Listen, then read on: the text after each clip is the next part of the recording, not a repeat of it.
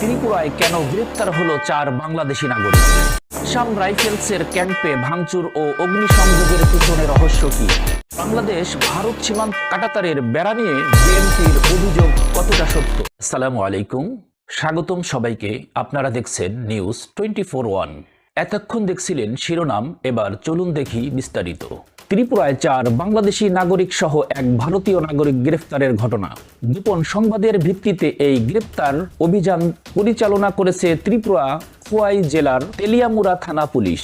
বিস্তারিত জানতে ভিডিওটি শেষ পর্যন্ত দেখুন।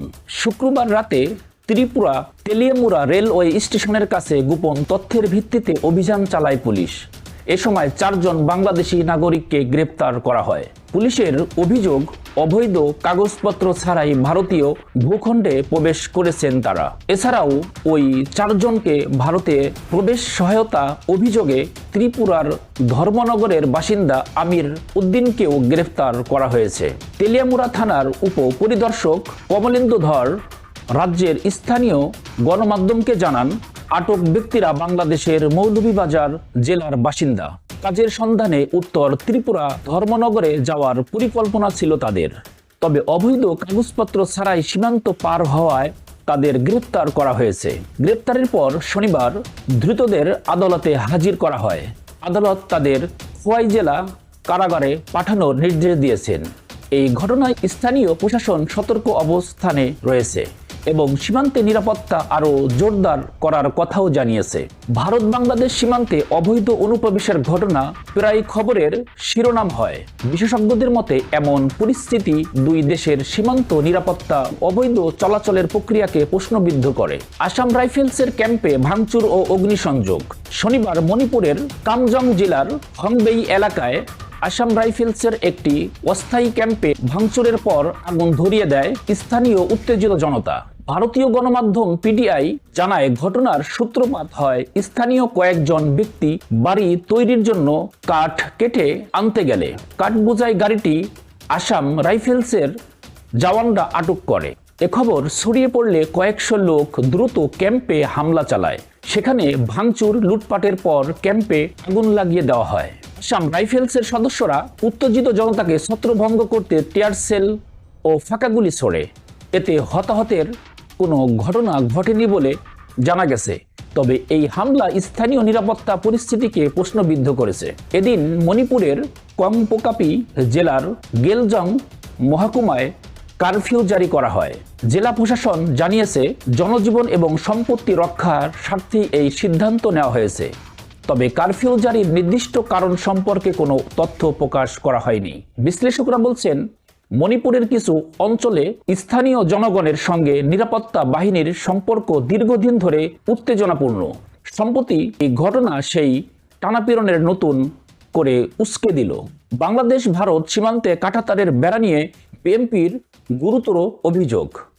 বিএনপির সিনিয়র যুগ্ম মহাসচিব রুহুল কবির রিজভী দাবি, প্রধানমন্ত্রী শেখ হাসিনা সহযোগিতায় ভারত সীমান্তে 160টি জায়গায় বেআইনিভাবে কাঁটাতারের বেড়া দিয়েছে। সোমবার সকালে রাজধানীর নয়াপল্টনে এক দোয়া মাহফিলে রিজভী বলেন, শেখ হাসিনা 2010 সাল থেকে 2023 সাল পর্যন্ত যেভাবে ভারতকে সুবিধা দিয়েছেন তাতে আমাদের সার্বভৌমত্ব দুর্বল হয়েছে। ভারত 2 দেশের চুক্তি লঙ্ঘন করে কাঁটাতারের বেড়া দিয়েছে। তিনি আরও জানান, আন্তর্জাতিক নিয়ম অনুযায়ী শূন্যরেখার 150 গজের মধ্যে কোনো ধরনের উন্নয়ন কর্মকাণ্ডের জন্য 2 দেশের আলোচনা প্রয়োজন। এই নিয়ম লঙ্ঘন করে ভারতের এমন কর্মকাণ্ড সীমান্ত এলাকায় উত্তেজনা সৃষ্টি করেছে।